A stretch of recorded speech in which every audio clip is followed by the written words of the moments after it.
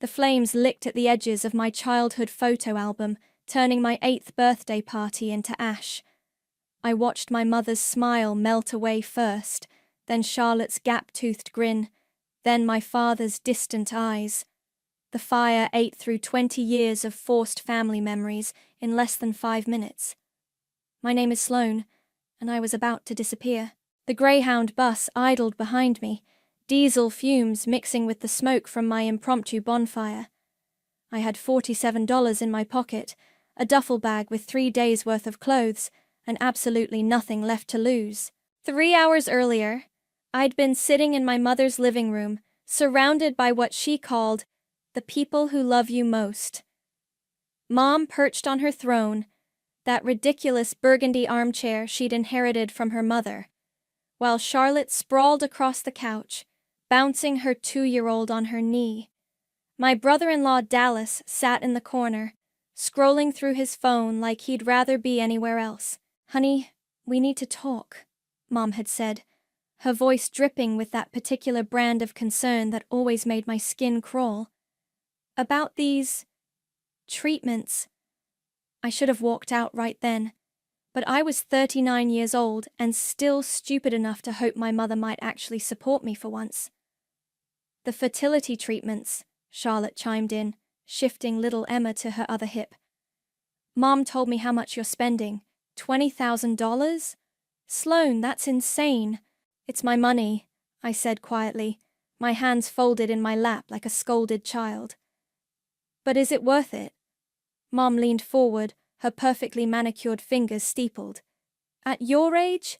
The doctors said your chances are what? 15%? 12, I whispered. 12%, she repeated, like she was savoring the number. And meanwhile, Charlotte's struggling to keep food on the table for her babies. There it was, the real reason for this intervention. Charlotte's eyes filled with crocodile tears on cue. "I hate asking, Sloane. You know I do. But Emma needs new clothes, and Marcus starts preschool next month, and Dallas's hours got cut again." "I'm not asking you to choose," Mom interrupted, though we all knew that was exactly what she was doing. "I'm just saying, maybe it's time to accept that some dreams aren't meant to be. You could help your sister, be the amazing aunt you already are, and stop putting yourself through this torture." The room went silent, except for Emma's babbling and the tick of Mum's antique clock. I stared at the coffee table, at the stack of Charlotte's bills Mum had conveniently arranged there, like evidence in a trial. "The next round of IVF is scheduled for Monday," I said. "Cancel it," Mom said simply. "Use that money to help your family instead. Real family. Living, breathing children who need you right now." I looked at Charlotte, who was studying her chipped nail polish with sudden fascination. I looked at Dallas, who hadn't looked up from his phone once during this entire ambush. I looked at my mother, who was smiling that patient, loving smile that had manipulated me for 39 years. "You're right," I said, standing up. "Some dreams aren't meant to be." Mom's face lit up with triumph. "Oh, sweetheart, I knew you'd understand. You're so much more mature than—" "I'm not talking about motherhood," I said, walking toward the door. "I'm talking about having a family that actually gives a damn about me." The silence that followed was deafening. "Sloane, don't be dramatic," Mom called after me. "Come back here and let's discuss this like adults." But I was already in my car, already driving to the bank to withdraw my life savings, already planning my escape from the people who had spent 4 decades convincing me I was selfish for wanting anything for myself. I cancelled the IVF appointment from the parking lot of the bus station. Dr. Martinez's receptionist sounded confused when I told her I wouldn't be rescheduling. "Are you sure, Ms. Grant? You've been working toward this for 2 years." "I'm sure," I said, watching a mother chase her toddler across the asphalt. "Some things just aren't worth fighting for anymore." The bus driver honked his horn. Last call for passengers heading north to anywhere but here. I stomped out the last of the burning photos with my heel, and climbed aboard. As we pulled away from the station, I felt my phone buzz with a text from Charlotte. "Mom says you're being ridiculous. Call me when you're ready to apologize." I turned off my phone and threw it in the trash can at the back of the bus. Some bridges are meant to burn. The bus dropped me off in Portland at 3 in the morning. I had no plan, no contacts, and no idea what I was doing. But for the first time in years, the silence in my head felt like freedom instead of emptiness. I found a women's shelter called Haven House, 6 blocks from the bus station. The intake coordinator, a tired-looking woman named Janet, handed me a cup of coffee and a clipboard. "Running from family or a partner?" she asked, without looking up from her paperwork. "Family." She nodded like she'd heard it 1,000 times. "You got any skills? Education?" "Marketing degree, 10 years in corporate communications." "Good, we can work with that." She looked up at me for the first time. "You planning to stay invisible forever? Or you thinking about fighting back eventually?" The question caught me off guard. "I don't know yet." "Fair enough. Take bed 7. Breakfast is at 6. And honey?" She handed me a worn paperback book. "Read this when you're ready to get angry instead of sad." The book was called Toxic Parents by Susan Forward. I devoured it in 2 days. 3 weeks later, I was volunteering at Haven House during the day and working nights at a 24-hour diner called Mel's. The work was mindless, perfect for someone trying to rebuild herself from scratch. But it was the stories I heard at the shelter that really changed me. "My mother told me I was too fat to find a husband," said Maria, a woman about my age who'd fled an abusive marriage. "Then when I finally left my ex, she said I was too picky, and that's why I was alone. Mine convinced me to drop out of college to take care of my sick grandmother," added Sarah, barely 25. "Then when Grandma died, she said I'd wasted my potential, and it was too late to go back to school." I listened to story after story of mothers who destroyed their daughters' dreams in the name of love. Women who'd been convinced they were selfish for wanting careers, children, independence, happiness. "You should write about this stuff," said Sylvia, a counselor who ran the evening support groups. "You've got a way of listening that makes people feel heard." "I'm not a writer." "Says who? Your family?" She raised an eyebrow. "Honey, they also said you were too old to have kids and too selfish to help your sister. Maybe their opinions aren't worth much." That night, I started typing on the ancient computer in Haven House's common room. I wrote about the intervention, about the choice I'd been forced to make, about the moment I realized my family's love came with conditions I could never meet. I posted it anonymously on a forum called Women's Voices. The response was immediate and overwhelming. "Holy shit, this is my life. I'm crying. Thank you for putting words to what I couldn't say. My mother did the exact same thing to me. How did you get the courage to leave?" "Looks like you struck a nerve," Sylvia said, reading over my shoulder the next morning. "You got 300 comments overnight." I wrote another post, then another. Each story I shared seemed to unlock something in other women. They started sharing their own experiences in the comments, creating this raw, honest community of daughters who'd been failed by the people who were supposed to protect them.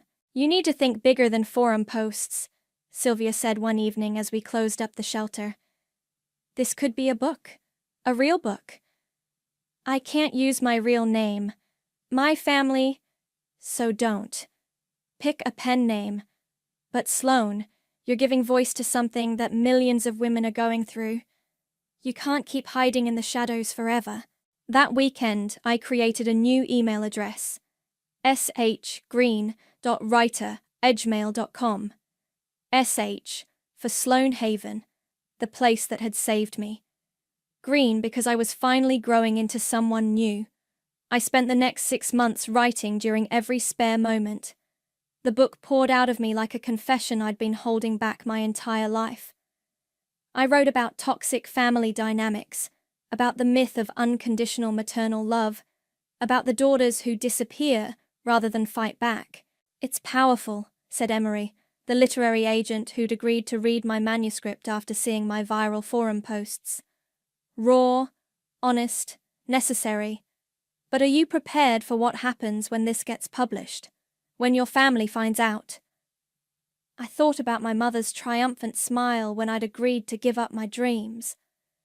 I thought about Charlotte's crocodile tears and convenient timing. I thought about all the women at Haven House who'd been silenced by guilt and manipulation. "Let them find out," I said. "I'm done being quiet." The contract arrived 2 weeks later. My advance was enough to get my own apartment and start planning my next book. But first, I had a phone call to make. I powered on a new cell phone and scrolled to my email. Buried in the spam folder was a message I'd never seen before, sent 3 days after I'd left home. The sender was my father's old email address. "Sloane, I'm sorry I never protected you from her. I should have been stronger. There are things you need to know about your mother. Things I should have told you years ago. I love you. Dad." My hands shook as I stared at the screen. My father had been dead for 2 years. Someone else had sent this message. Someone who knew the truth about my family. And they were about to help me burn it all down. The package arrived on a Tuesday morning with no return address. Inside were 3 leather-bound journals and a handwritten note on yellow legal paper. "Sloane, your father asked me to give these to you if anything happened to him. I'm sorry it took so long. I wasn't sure you'd want them. But after reading your articles online, I think you deserve to know the truth. Mrs. Patterson, your old neighbor." I remembered Mrs. Patterson vaguely, a quiet woman who lived 2 houses down and always waved from her garden. I had no idea she'd been in contact with my father. The journals were dated from 2015 to 2019, the year he died. His handwriting was shaky in the later entries, but the earlier ones were clear and methodical, like he was building a case.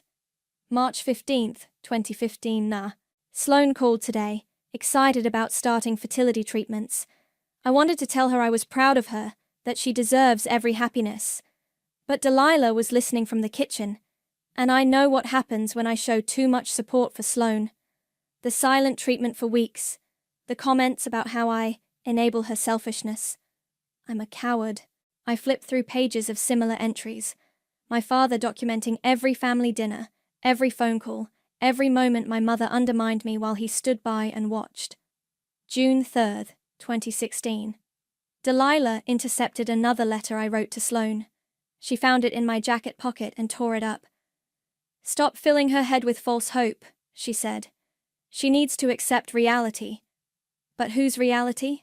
Delilah's? The one where Sloane is always wrong and Charlotte is always the victim. My hands were shaking. All those years I thought my father didn't care. He'd been writing to me. Letters my mother had stolen. September 12th, 2017. I found Delilah's old phone today, while cleaning out the garage. She thought she'd thrown it away, but it was buried under some boxes. The text messages are still there. All of them. Every message she sent to Tyree Washington between 2010 and 2014. 4 years of lies. Tyree Washington. I remembered him. A family friend who'd moved away suddenly when I was in college. He'd been at every barbecue, every holiday gathering. My mother always lit up around him, in a way she never did with my father. October 1st, 2017. Confronted Delilah about Tyree tonight. She broke down, admitted everything. The affair started after Charlotte was born. She said she was lonely, that I was always working, that Tyree made her feel alive again. She got pregnant in 2013, miscarried at 12 weeks. She said losing that baby broke something in her, made her bitter about other people's happiness, especially Sloane's desire for children. She begged me not to tell the girls, said it would destroy the family, threatened divorce if I ever said anything. I'm trapped. If I leave, I lose my daughters completely. If I stay, I watch her poison them against me every day. I had to put the journal down. My mother's cruelty toward my infertility struggles suddenly made horrifying sense. She'd lost a baby with her lover and couldn't stand watching me fight for the child she'd never had. April 20th, 2018. Sloane's IVF failed again today. She called crying, and I wanted to drive over there and hold her, tell her none of this is her fault. But Delilah was already on the phone with Charlotte, planning another intervention to get Sloane to give up and help with Charlotte's kids instead. I'm watching my daughter get destroyed, and I'm doing nothing to stop it. The final entry was dated just 2 weeks before he died. January 8th, 2019. I'm getting sicker. The doctors say it's my heart, but I know it's guilt eating me alive. I've failed Sloane in every way that matters. I should have protected her from Delilah's manipulation. Should have told her the truth about the affair, about why her mother resents her so much. Should have been the father she deserved instead of a coward who chose peace over principle. I'm writing everything down. Every lie, every manipulation, every stolen letter. If something happens to me, maybe someday Sloane will understand that I loved her, that I was just too weak to show it. I closed the journal and walked to my kitchen window, staring out at the Portland skyline. My father hadn't been the distant, uncaring man I'd believed him to be. He'd been a prisoner in his own home, watching his wife destroy his daughter while he documented the abuse like a war correspondent. My phone buzzed. A Facebook message from Charlotte. "Mom is sick. She needs you. Please come." I stared at the message for a long time. Then I opened my laptop and started typing a response to my publisher. "Emery, I need to move up the publication date for the book, and I want to use my real name on the cover. It's time my family knew exactly who they're dealing with." I hit send, then replied to Charlotte. "I'll be there tomorrow." It was time to go home. Not as the broken daughter who'd fled in the night, but as the woman who'd learned to weaponize the truth. My mother wanted to see me? Perfect. I had some questions about Tyree Washington. The hospital smelled like disinfectant and broken promises. I found my mother in room 314, looking smaller than I remembered. Her hair was thinner, grayer, but her eyes still held that calculating sharpness I knew so well. "Sloane?" She struggled to sit up straighter. "Oh my God, you look different." I was wearing a tailored black dress and heels that cost more than I used to make in a month. My hair was shorter, professionally styled. I looked like someone who mattered now. "Hello, Mom." "I can't believe you came. After all this time, I thought—" She reached for my hand, but I stepped back. "Where's Charlotte?" Mom's face tightened. "She had to take the kids to Dallas's mother's house. She'll be back soon." "When?" "Well, I'm not sure exactly." "Mom." I sat down in the visitor's chair, crossing my legs. "How long has Charlotte been gone?" The silence stretched between us. Mom picked at her blanket, suddenly fascinated by a loose thread. 3 weeks, she whispered. 3 weeks. And where has she been for the past 3 weeks while you've been in the hospital? She has her own life, Sloane. Her own responsibilities. Right, of course she does. I pulled out my phone and opened my notes app. So, let me understand this. Charlotte needed $20,000 of my money because she was struggling so much. But she can afford to disappear for 3 weeks when you're sick. Don't be cruel. She's doing her best. Is she? Because I called Dallas on the drive here. Interesting conversation. Mom went very still. You called Dallas?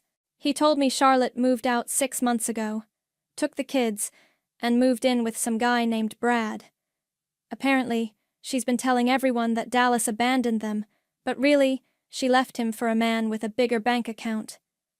That's not... He also said Charlotte cleaned out their joint savings account before she left. $12,000. So when she was crying about not being able to afford preschool for Marcus, she actually had plenty of money. She just wanted more. Mom's monitor started beeping faster. Sloane, you're upsetting me. Good. You should be upset. You should be furious that your precious daughter dumped you here and ran off to play house with her new boyfriend while you were having chest pains. She's coming back. When? Because I talked to the nurses, Mum. You've been here for 3 weeks, and Charlotte has visited exactly twice, both times to ask about your insurance coverage and whether you'd updated your will recently. The color drained from Mum's face. She wouldn't what? Use you for money and then disappear when you actually need help? Because that's literally what she's doing right now. A nurse knocked and entered. Mrs. Grant, the doctor wants to discuss your discharge plans. I'll handle it, I said, standing up. I'm her daughter. The nurse looked confused. Oh, I thought Charlotte isn't here. I am. After the nurse left, Mom grabbed my wrist with surprising strength. You can't just take over my life. I'm not taking over anything. I'm cleaning up the mess Charlotte left behind. I gently removed her hand. The doctor says you need supervised care for at least 6 weeks. Charlotte obviously isn't providing that. I can take care of myself. Can you? Because according to your medical records, you fell at home and lay on the kitchen floor for 8 hours before Mrs. Patterson found you. 8 hours, Mom. Where was Charlotte then? She was busy. She was busy with Brad. I know because Dallas showed me the Instagram photos. She was at some resort in Cabo while you were lying on your kitchen floor. Mom started crying then. Real tears, not the manipulative ones I remembered from childhood. I don't understand, she whispered. I gave her everything. I always put her first. I sacrificed. You sacrificed me, I said quietly. You sacrificed Dad. You sacrificed everyone for Charlotte, and look where it got you. So you're here to gloat? To watch me suffer? I studied her face, the woman who'd convinced me I was selfish for wanting children, who'd manipulated me into giving up my dreams for a daughter who couldn't even be bothered to visit her dying mother. No, Mom. I'm here because, unlike Charlotte, I actually understand what family responsibility means. You're going to take care of me? I'm going to make sure you're taken care of. There's a difference. I pulled out a brochure from my purse. Sunset Manor. It's a private care facility about 20 minutes from here. Nice rooms, good staff, excellent medical care. You want to put me in a home? I want to put you somewhere safe, where trained professionals can help you recover. Where you won't be dependent on a daughter who's already proven she'll abandon you when it's convenient. Mom stared at the brochure, her hands shaking. How long have you been planning this? I wasn't planning anything, Mom. I came here thinking I might find some way to forgive you. But then I talked to Dallas and the nurses, and I realized something. What? Charlotte isn't the victim in this family. She never was. She's exactly what you raised her to be, someone who takes everything and gives nothing back. And what does that make you? I stood up and smoothed down my dress. Someone who learned to survive you both. The door opened, and a woman in scrubs entered with a clipboard. Mrs. Grant, I'm here to discuss your transfer to Sunset Manor. Your daughter has already handled the paperwork. Mom looked at me with something I'd never seen in her eyes before. Fear. Don't worry, Mom, I said, picking up my purse. It's a very nice place. Much nicer than Charlotte deserves to visit. The book hit shelves on a Tuesday. By Friday, it was trending on social media. She Who Kneels Does Not Break, A Daughter's Journey from Manipulation to Liberation by Sloane Grant. I'd used my real name, my real story, changed just enough details to avoid lawsuits, but anyone from my hometown would recognize the truth immediately. The reviews are incredible, Emery said over the phone. The Times wants an interview. So does Good Morning America. I was sitting in my hotel room, 3 blocks from Sunset Manor, scrolling through the comments on the book's Amazon page. "This is my mother. This is my life. Thank you for showing me I'm not crazy. I'm buying copies for every woman I know who's been gaslit by her family." Chapter 12 made me sob. The part about the fertility treatments, I felt that in my soul. Chapter 12. The one where I detailed the family intervention, the choice between my dreams and Charlotte's needs, the moment I realized my mother's love came with a price tag I could never afford to pay. My phone buzzed. Charlotte. "What the hell is wrong with you?" she screamed before I could even say hello. "Hello to you too, Charlotte. Don't you dare act casual with me. I just got off the phone with 3 different people who read your little book. You used our real names, Sloane, our real story." I used my real name. The story is mine. "You made me look like a monster. I wrote about what happened. If you look like a monster, maybe examine why. You're destroying our family." I laughed. Actually laughed. "What family, Charlotte? You mean the one where you disappeared for 3 weeks while Mom was in the hospital? Or the one where you stole money from Dallas and then played victim when he divorced you?" "I never stole. Bank records don't lie. Dallas showed me everything." The line went quiet except for Charlotte's heavy breathing. "You have no right to air our private business," she finally said. "Funny. You had no problem airing my private business when you needed money for your kids." "That was different." "How?" "Because I was desperate. I needed help. And I needed support when I was going through fertility treatments. I needed a family that didn't make me choose between my dreams and their convenience. But you couldn't give me that, could you? We were trying to help you see reality." "Whose reality, Charlotte? Because my reality is that I'm now a best-selling author with a 6-figure book deal and a non-profit that's already helped over 100 women escape toxic families. What's your reality looking like these days?" Silence. "How's Brad, by the way? Still paying for your lifestyle while you play house with his credit cards?" "You don't know anything about my relationship. I know you moved in with him 2 weeks after meeting him. I know you told him Dallas was abusive to get sympathy. I know you're already looking for your next mark, because Brad's getting tired of supporting someone else's kids. You're a bitch, Sloane. You always were." "Maybe, but I'm a bitch with a platform now, and a voice, and the ability to make sure other women don't get manipulated the way I was. Mom is devastated. She's been crying for days." "Has she?" Because when I visited her yesterday, she seemed more concerned about whether the book would affect her insurance coverage. "She's sick, Sloane. She could die. And this is how you treat her?" "This is how I treat someone who spent 40 years convincing me I was selfish for wanting anything for myself. Someone who stole letters from my father and manipulated me into giving up my chance at motherhood so her favorite daughter could have spending money. You don't know what you're talking about." "Don't I? Ask Mom about Tyree Washington sometime. Ask her about the baby she lost in 2013. Ask her why she really hated watching me try to get pregnant." The silence stretched so long, I thought Charlotte had hung up. "What are you talking about?" she whispered. "Ask her, Charlotte. Ask her why she was so eager to sabotage my fertility treatments. Ask her what she was really protecting when she made me choose between my dreams and your needs." "You're lying." "Am I? Because I have Dad's journals, all of them. Every detail of Mom's 4-year affair with Tyree.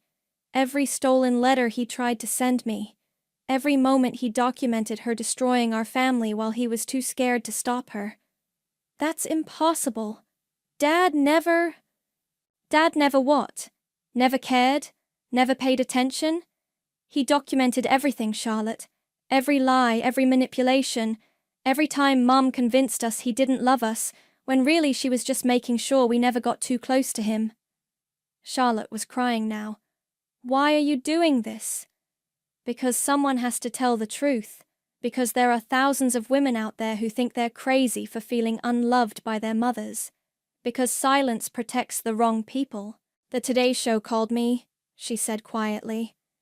They want to interview me about the book. Are you going to do it? I don't know. What would I even say? You could try telling the truth for once. About Mom, about the money, about why you really came back when she got sick. What do you mean? I mean the will, Charlotte. I know you've been asking about the will. I know you're hoping she dies soon so you can inherit everything and solve your money problems. That's not. The lawyers called me yesterday. Apparently, Dad changed his will before he died. Left everything to me. Mom never told you, did she? The phone went dead. I set it aside and opened my laptop. The Today Show interview was scheduled for Monday morning. It was time to tell the world exactly what kind of family I'd escaped from, and why I'd never look back. The Today Show interview aired on Monday morning. By Tuesday afternoon, my mother was sitting in my hotel lobby. She'd somehow convinced the staff at Sunset Manor to let her leave for a few hours. She was in a wheelchair, oxygen tank beside her, but her eyes burned with the same fury I remembered from childhood. We need to talk, she said, when I approached her in the lobby. Do we? Privately? I gestured toward the elevator. Room 412. Getting her upstairs was a production. The oxygen tank, the wheelchair, the concerned looks from other guests. But Mum was determined, and when Delilah Grant wanted something, she usually got it. You've destroyed everything, she said the moment I closed the hotel room door. Have I? The whole town is talking. Mrs. Patterson won't even look at me. The nurses at the facility whisper when they think I can't hear them. I sat down across from her, crossing my legs. What did you expect would happen when you spent 40 years treating people like chess pieces? You had an affair with Tyree Washington for 4 years. You got pregnant with his baby. You lost that baby, and then spent the next 6 years punishing me for wanting children because it reminded you of your own loss. Mum's face went white. How do you? Dad's journals. He documented everything. Every lie you told, every letter you stole from me, every time you manipulated Charlotte and me against each other. Your father was a weak man who... My father was a man trapped in a marriage with a narcissist who threatened to destroy his relationship with his daughters if he ever told the truth. Mum fumbled with her oxygen mask, taking several deep breaths before speaking again. You don't understand what it was like, being married to someone who was never there, who cared more about work than his family. So you cheated. I was lonely, and then you got pregnant. It was an accident. I never meant for it to happen. But it did happen, and when you lost that baby, you decided that no one else deserved to be happy either. Mom started crying then, ugly sobs that shook her whole body. I loved that baby. I loved Tyree. He made me feel alive in a way your father never did. So why didn't you leave Dad and marry Tyree? Because he didn't want me. The words exploded out of her.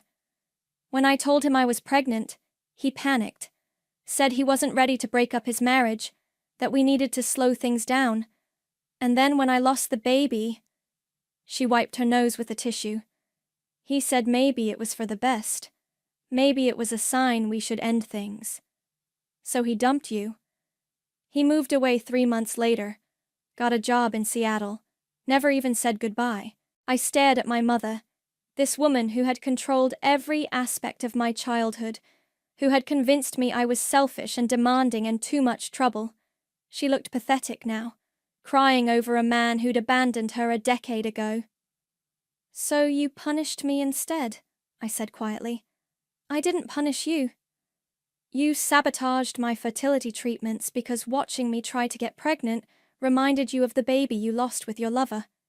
That's not... You convinced me to give up my dreams so Charlotte could have more money because you needed to feel like you were still in control of something.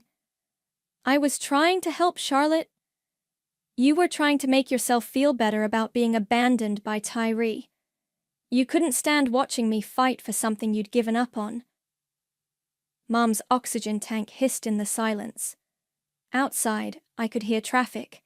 Normal people living normal lives, unaware that a family was imploding 4 floors above them. I'm sorry, she whispered. Are you? I never meant to hurt you. I was so angry all the time. At Tyree, at your father, at myself. And you were so determined, so hopeful about having a baby, and it just reminded me of everything I'd lost. So you made sure I lost it too. I thought I was protecting you from disappointment. No, Mom. You were protecting yourself from having to watch someone else get what you couldn't have. She looked up at me with red-rimmed eyes. What do you want from me?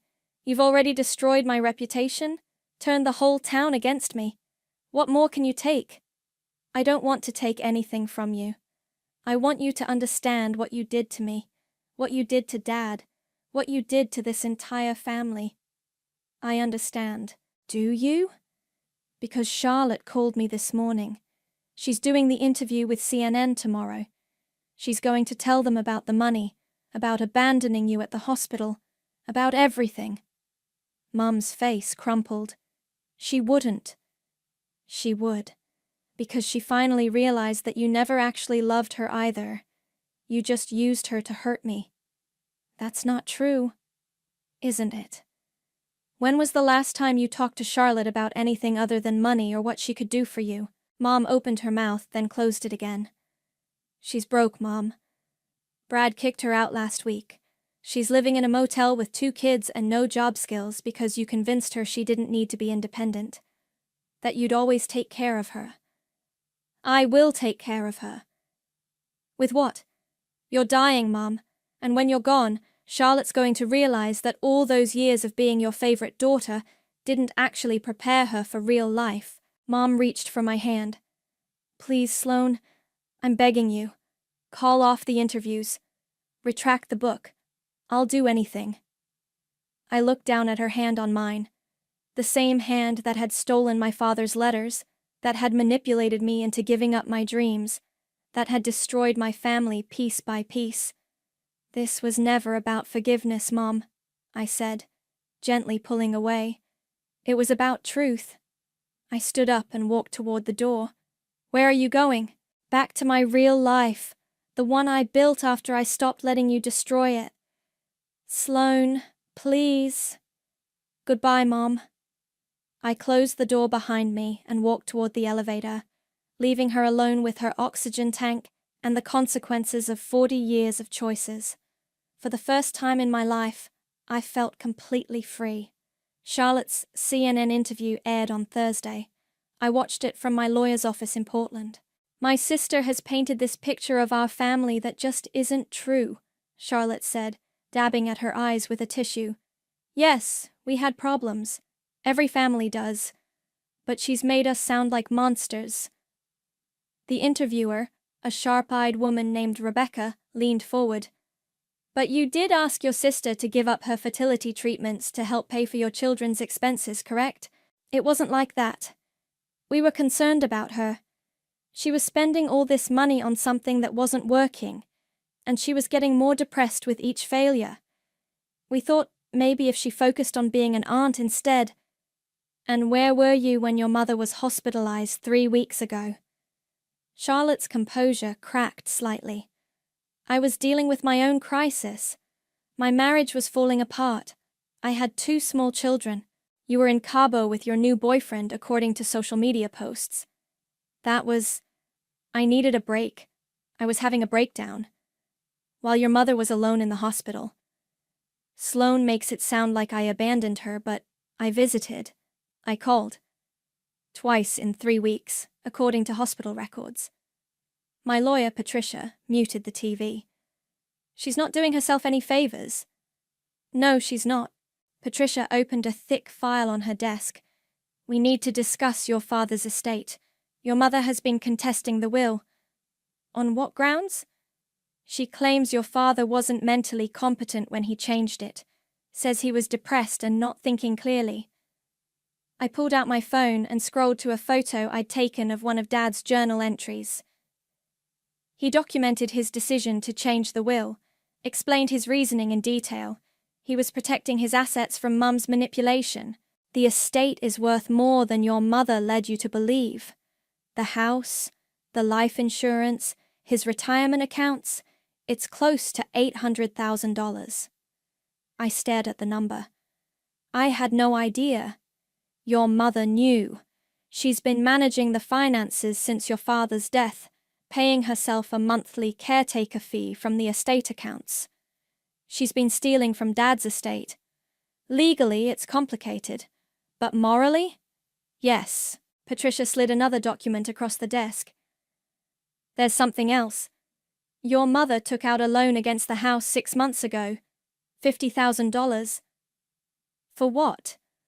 According to the bank records, she gave the money to Charlotte. The pieces clicked into place. Charlotte knew about the inheritance. She knew she wouldn't get anything when Mom died, so she convinced Mom to give her money while she was still alive. It appears so. And now that your book has exposed the family dynamics, your mother is desperate to contest the will so she can leave everything to Charlotte instead. I unmuted the TV. Charlotte was still talking, tears streaming down her face. Sloane has always been jealous of me. She couldn't have children, so she resented that I could. She couldn't maintain a relationship with our mother, so she's trying to destroy mine. But you haven't visited your mother in weeks, Rebecca pointed out. I'm planning to. I've been trying to get my life together so I can take care of her properly. By moving in with a man you'd known for 2 weeks. Charlotte's face flushed. My personal relationships have nothing to do with... Your sister claims you've been asking about your mother's will. Is that true? I was concerned about her future care, about making sure she had enough money for medical expenses. But according to financial records, you received $50,000 from your mother just 6 months ago. What was that money for? Charlotte's mouth opened and closed like a fish. That was a loan. For my children. A loan you haven't made any payments on. I'm planning to pay it back. With what income? You haven't held a job in over 3 years. I turned to Patricia. I want to establish a trust. For your mother's care? For her care, yes. But I want to control how the money is spent. No more cash payments to Charlotte. No more loans that never get repaid. Patricia nodded. I can draft something that ensures your mother receives proper medical care while preventing her from giving away your inheritance. My phone buzzed. A text from an unknown number. This is Dallas. I saw Charlotte's interview. There are things you should know about the money she got from your mom. Can we talk? I showed the message to Patricia. Charlotte's ex-husband wants to talk. About what? Probably about where that $50,000 really went. Patricia's assistant knocked on the door. Ms. Grant? There's a call for you. Someone from the Grant Foundation? I'd almost forgotten. The non-profit I'd established with my book proceeds was already operational, helping women escape toxic family situations. Put them through. Sloane? This is Maria from the foundation. We've had over 300 applications for assistance since your CNN appearance last week. Women who saw your story and realized they needed help leaving their own toxic families. 300? And the donations are pouring in. Other women who escaped similar situations want to help. We're going to need to hire more staff. I looked at Patricia, who was smiling. Sounds like your real legacy is just getting started. There's something else, Maria continued. A reporter from 60 Minutes called. They want to do a segment on toxic family dynamics and the women who escape them. They want to interview you and some of the women we've helped. Schedule it, I said without hesitation. After I hung up, Patricia leaned back in her chair. Your mother is going to hate this. My mother is going to have to learn to live with the consequences of her choices. And Charlotte? I thought about my sister, crying on national television, still playing the victim, even as her lies unraveled in real time. Charlotte is about to discover that being the favorite daughter doesn't mean much when you've never learned how to take care of yourself. Patricia gathered up the papers. I'll have the trust documents ready by tomorrow. Your mother's care will be guaranteed, but she won't be able to give away another penny to Charlotte. Perfect. And if she continues contesting the will, then she'll discover that I have 40 years' worth of documentation about her behavior. Dad's journals are just the beginning. I stood up and shook Patricia's hand. Thank you for everything. Where are you headed now? Back to Portland. I have a foundation to run and a book tour to finish. What about your family? I paused at the door. I don't have a family anymore, Patricia. I have a mother who needs medical care and a sister who needs to learn how to be an adult. But I'm done being their daughter. And you're okay with that? I smiled, thinking about the 300 women who'd reached out for help, about the foundation that was changing lives, about the platform I'd built from the ashes of my old life.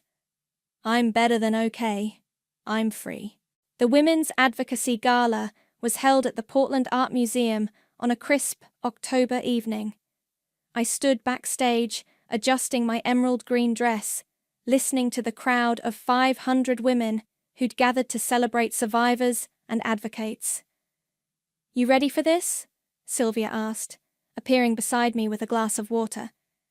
As ready as I'll ever be. Through the curtain, I could see the audience. Women of all ages, many holding copies of my book. Some had traveled from across the country to be here. The Grant Foundation had helped over 1,000 women in the past 8 months, and tonight we were announcing our expansion to include legal aid services. Ladies and gentlemen, the MC announced, please welcome our keynote speaker, best-selling author and founder of the Grant Foundation, Sloane Grant. The applause was thunderous. I walked onto the stage, no longer the trembling woman who'd fled her family's manipulation. The lights were bright, but I could see faces in the crowd. Women who'd found their voices, who'd escaped their own toxic families, who'd learned to choose themselves. Thank you, I said into the microphone. When I started writing about my experience, I thought I was just telling one woman's story. I had no idea how many of us there were. A woman in the front row nodded, tears already streaming down her face. I want to read you something, I continued, pulling out my phone. This is from an email I received yesterday. I cleared my throat and began reading. Dear Sloane, I'm writing this from my new apartment. It's small, and I'm eating ramen for dinner. But it's mine. 6 months ago, I was living with my mother, who convinced me I was too stupid to live on my own, too ugly to find love, too weak to succeed at anything. Your book showed me that her voice in my head wasn't the truth. It was her fear.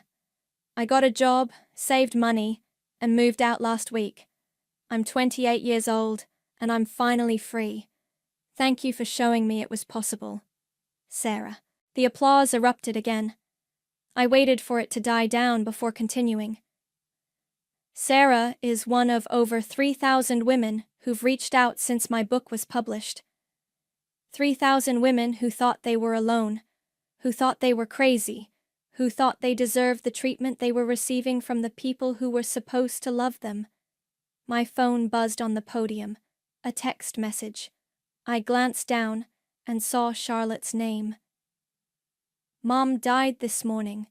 Funeral is Thursday. I stared at the message for a moment, then turned off my phone and looked back at the audience.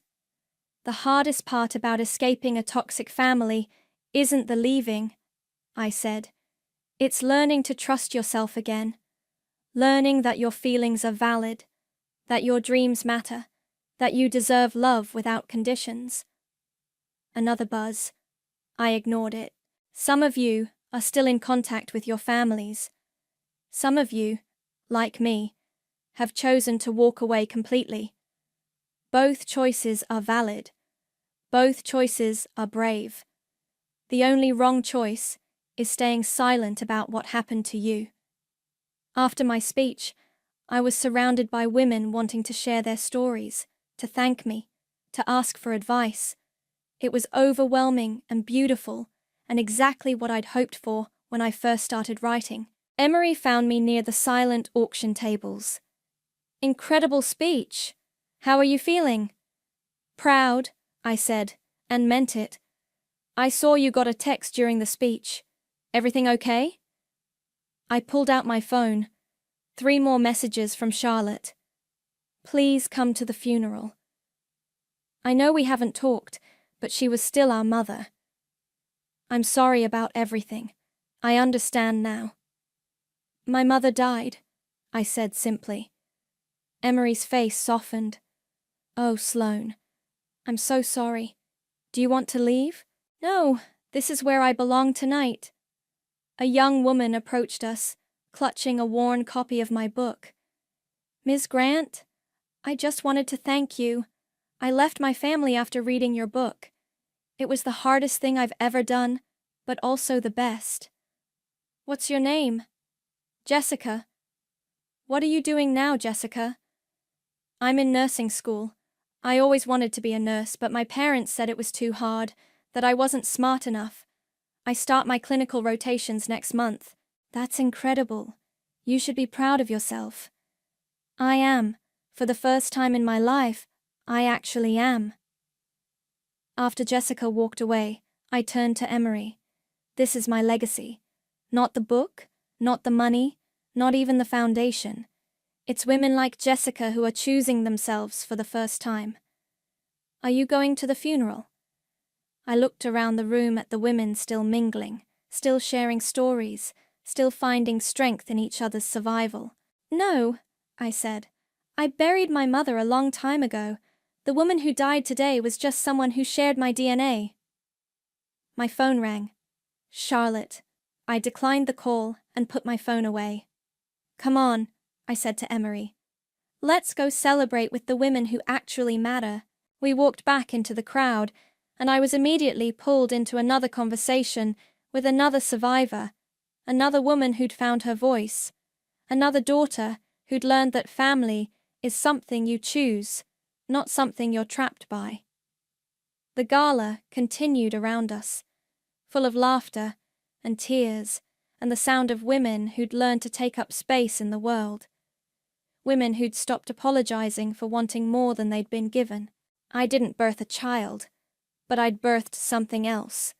A movement, a foundation, a community of women who refused to be silenced by the people who'd tried to break them. And the world was a little warmer because of it.